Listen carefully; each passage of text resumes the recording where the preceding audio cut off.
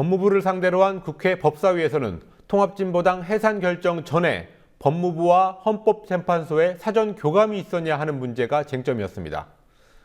야당 의원들은 법무부가 사전 접촉을 통해 판결에 영향을 줌으로써 사법권을 침해했다고 주장했습니다. 그런 가운데 원전 자료 해킹 사건의 배후에 북한이 있다는 여권의 목소리가 점점 커지고 있습니다. 정치권 취재하고 있는 뉴스 PD 연결하겠습니다. 곽보아 PD. 네, 곽보아입니다. 새정치민주연합의 이상민 의원, 이분은 국회 법사위 위원장이기도 한데요. 통합진보당 해산심판 과정에서 헌재와 법무부에 사전 교감이 있었다라는 의혹을 어제 제기했습니다. 오늘 법무부 장관 어떤 답변을 했습니까? 네, 통합진보당 해산심판 사건의 증인으로 출석했던 김영환 씨가 지난 21일 중앙일보 인터뷰에서 법무부가 정부 측 증인으로 출석한 자신에게 헌법재판관들의 심증 상태를 증언 전에 전해줬다고 밝힌 것이 논란의 시작이었습니다. 이에 대해 황교안 법무부 장관은 오늘 법사위에서 김 씨가 그런 말을 들었다고 한 때는 재판관들이 심증을 형성하기 훨씬 전이었고 법무부에는 그런 말을 한 사람이 없다고 부인했습니다. 법사위 질의와 답변 장면 보시겠습니다. 김영환이 어느 언론 인터뷰에서 법무부 측에서 몇몇 재판관들이 아직 마음을 정하지 못한 듯하다고 전해줬다 이런 이야기를 했단 말이에요. 그러면 이 부분은 이 말의 의미를 살펴보면 결국은 법무부에서 헌재 재판관들의 의견들을 알아보고 다녔다 이거 아닙니까? 아니 아까 말씀드렸다시피 그 말하는 시점에는 심증이 형성될 수 있는 단계가 아닙니다. 의원은 아시다시피 증거조사하는 단계였는데 무슨 심증이 형성이 되었겠습니까? 그러니까 아마 김영환 씨가 법률가나 법률 전문가가 아니니까 그 표현을 아마 좀 적절하게 하지 못한 부분이 있는 거 아닌가 싶은데 그렇지만 이 표현은 법조인이 아니어서 그 좀 잘못 나온 표현이 아니고요. 일반인들도 얼마든지 할 수 있는 표현이지 않습니까? 아직 마음을 정하지 못한 듯하다. 이게 일반인들이 흔히 쓰는 표현이잖아요. 아니 그때는 당연히 마음을 정할 수 있는 때가 아닙니다. 2월 그런데 그거를 왜 법무부 측에서 재판관들이 아직 마음을 정하지 못한 것 같다라는 말을 왜 법무부에서 하냐 말이에요. 그렇게 말을 하지 않았다고 지금 제가 거듭 말씀드리질 않습니까? 그렇게 말을 하는 사람이 없습니다. 법무부에서는.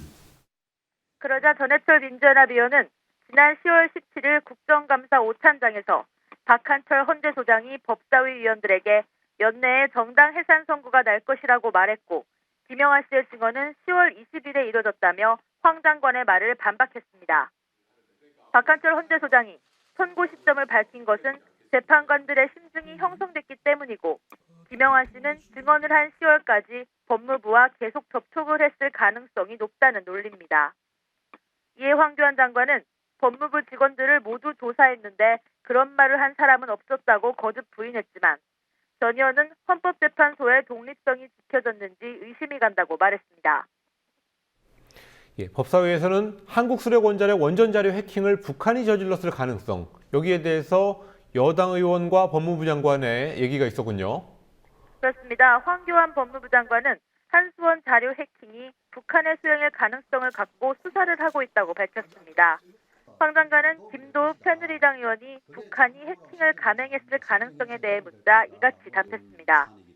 검찰 수사 결과 중국 선양에서 집중적으로 접속한 IP가 나타난 것에 대해 황 장관은 총체적인 확인은 아니지만 외국 사이트를 활용해 해킹한 걸로 보이는 자료가 확인되고 있다고 말했습니다. 검찰이 통합진보당 해산 이후 이루어진 통합진보당에 대한 고발 사건에 대해서 본격적인 법리 검토에 나섰다는 소식이 있습니다. 이 문제에 대해서 오늘 이정희 전 대표가 얘기를 했군요. 네, 이정희 전 통합진보당 대표는 오전 청와대 인근 청운효자동 주민센터 앞에서 기자회견을 열고 정부를 향해 보복은 나 하나로 끝내달라고 말했습니다. 이정희 전 대표는 합법적으로 활동한 정당을 강제 해산한 것도 모자라 이제는 당을 이적단체로 몰고 10만 당원을 처벌하려는 것이냐며 박근혜 대통령이 한국 사회를 해방 직후 국가보안법의 공포시대로 되돌리려 한다고 주장했습니다.